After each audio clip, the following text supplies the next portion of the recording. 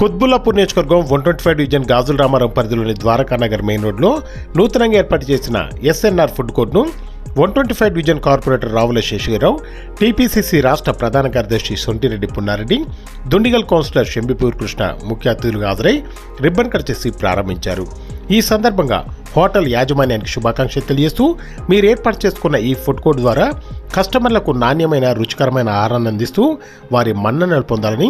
అలాగే సంవత్సరం తిరిగేలోగా మరో ఫుడ్ కోర్ట్ ఏర్పాటు చేసుకోవాలని మనస్ఫూర్తిగా కోరుకుంటున్నట్టు వారు తెలియజేశారు. ఈ కార్యక్రమంలో